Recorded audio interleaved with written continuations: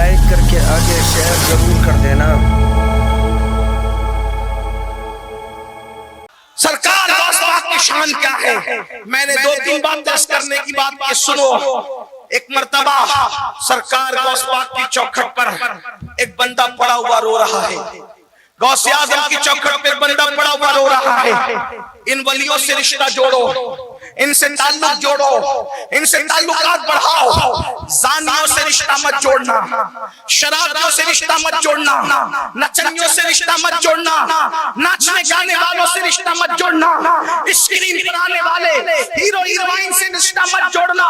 इसलिए कि जो दुनिया में जिससे मोहब्बत करता होगा क़यामत के दिन उसी के साथ उठाया जाएगा। मोबाइल की स्क्रीन पर हीरो की तस्वीर रखने वाले तैयार हो जा, क़यामत के दिन तुझे उसके साथ उठना पड़ेगा।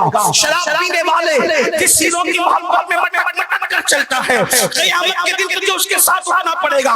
सोच तो मेरे जवान सही कि जब वो हीरो फंसा होगा, वो लानती होगा, वो अल्लाह के अज़ाब में गिरफ्तार होगा, तो तेरा क्या हाल होगा? इसलिए मोबाइल की स्क्रीन पर हीरो की तस्वीरें न रखो, बल्कि दिन की स्क्रीन पर गौसे आज़म का नाम रखो, ताकि क़यामत के दिन उनके साथ उठना नसीब हो जाए, उनके नाना के साथ उठना नसीब हो जाए, उनके बाबा वली मुर्तज़ा के साथ उठना नसीब हो जाए। अल्लाहु अकबर। गौसे आज़म की चौखट पर एक बंदा पड़ा हुआ है और बड़े बड़े रो रहा है।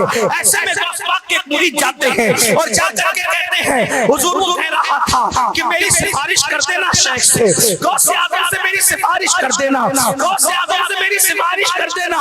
सरकार उसको माफ कर दीजिए। सरकार गौसे आज़म के मुरीद ने उस शख्स की सिफारिश की, हुजूर उसको माफ कर दीजिए। आपने फरमाया जाओ, मैंने उसको माफ कर दिया।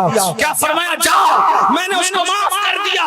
जैसे माफ करना था वो शख्स हवाओं में परवास करने लगा, वो शख्स हवाओं में उड़ने लगा। उसने कहा हुजूर ये क्या है? गौस पाक फरमाते हैं ये अब्दाल। कौन था? अब्दाल। अब्दाल समझते हो कौन होता है? अब्दाल हदीस पाक में आता है, बारिश अब्दालों के सदके बरसती है, अनाज अब्दालों के सदके उगता है।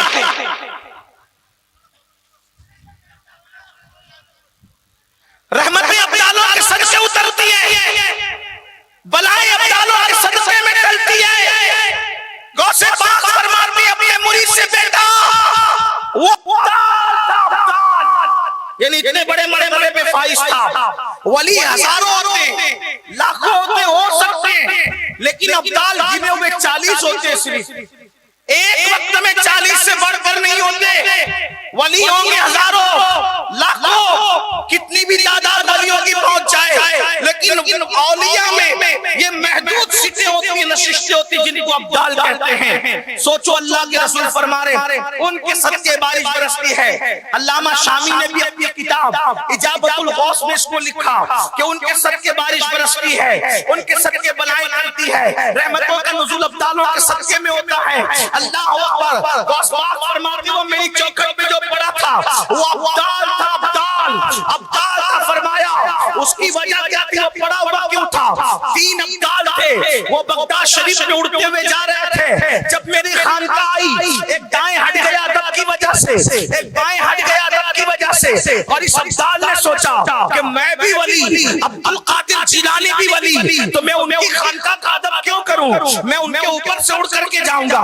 कहा वो ऊपर से मेरी खानकाह की उड़ के जा रहा था, उसको पटक के जमीन पे डाल दिया ताकि पता चले अब्दुल कादिर का मर्तबा मकाम क्या है। अल्लाह अकबर। जब मैंने उसको माफ कर दिया, अल्लाह ने फिर उसका मर्तबा उसको अता फरमाया। अब्दाल जहां पर चौखट पे पड़े रहते वो गौसे आज़म की चौखट है। इसीलिए तो मेरे इमाम 14वीं सदी के मुजद्दिद कहते हैं, तुझसे दर से डायरेक्ट मैं नहीं, तुझसे दर से सग, और सग से है मुझको निस्बत। तुझसे दर से सग, और सग से मुझको निस्बत। मेरी गर्दन में भी है दूर का डोरा तेरा। और इस निशानी के जो सग हैं नहीं मारे जाते, हश्र तक मेरे गले में रहे पट्टा तेरा, और क्या दबे जिसकी हिमायत का पंजा तेरा, शेर को खतरे में लाता नहीं कुत्ता तेरा। एक बात सुन ली, दूसरी बात सुन ले, और तीसरी और आखिरी बात सुने, महफिल खत्म। दूसरी बात क्या, लोग समझते क्या है गौस पाक को, सिर्फ इतना समझा उनके नाम से न्याज होती है, उसी को अब्दुल कादिर जिलानी कहते हैं। उन्होंने मुर्दे जिंदा कर दिए, उन्हीं को अब्दुल कादिर जिलानी कहते हैं। बस इतना ही जानते हैं। आओ मेरे गौस की शान सुनो, आओ मेरे गौस का मकाम सुनो। अगर आज आपने इस महफिल का नाम जश्न गौसुल वरा रखा है, तो मैं अपनी बहनों से भी कहता हूँ, गौस पाक की शान सुनो, सहाबा की शान भी सुनो, औलिया की शान भी सुनो, अंबिया की शान भी सुनो, सैयदुल अंबिया की शान भी सुनो, और अपने बच्चों को ये वाकयात सुनाया करो, याद कराया करो। जब बच्चे सोया करें, कुत्ते बिल्ली की कहानी, तोता मैना की कहानी, बबलू टबलू की कहानी, मोटू पतलू की कहानी, ये सब नहीं दिखाना, ये सब नहीं सुनाना, बल्कि उनको क्या बताओ, गौस पाक कैसे थे, गरीब नवाज कैसे थे, सहाबा कैसे थे, औलिया कैसे थे, अंबिया कैसे थे, ताकि बचपने से हमारे बच्चों का दिल इन अल्लाह वालों से जुड़ जाए। याद रखना, जो इनसे जुड़ जाते हैं उनके मर्तबे बुलंद हो जाते हैं। क्या ख्याल है, असहाबे कहफ का कुत्ता चंद वलियों से निस्बत पा गया, वो भी जन्नती हो गया।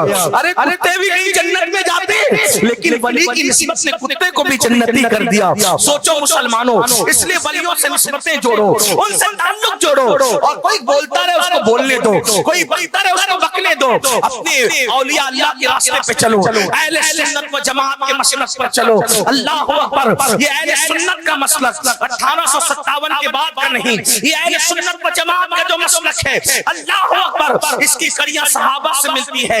आज के दौर में जिसको पहचान के लिए अहले सुन्नत के मसलक को मसलक आला हजरत के नाम से भी जाना जाता है, इसलिए इसको मजबूती से पकड़े रहो। ये औलिया से रखेगा, ये अंबिया से जुड़ा रखेगा, ये अदब वालों में रखेगा, ये माँ बाप का अदब सिखाएगा, ये अल्लाह वालों का अदब सिखाएगा। अल्लाह अकबर, गौस पाक की शान देखो। अल्लाह अल्लाह, आज हमारे बच्चे कोई हीरो की तरफ, कोई फिल्म की तरफ, कोई ज़िना की तरफ, कोई गाने की तरफ, कोई हराम काम की तरफ इसलिए बढ़ रहा है कि हमने औलिया अल्लाह से नहीं जोड़ा, हमने उसके दिल के तार मुस्तफा जाले रहमत से नहीं जोड़ा।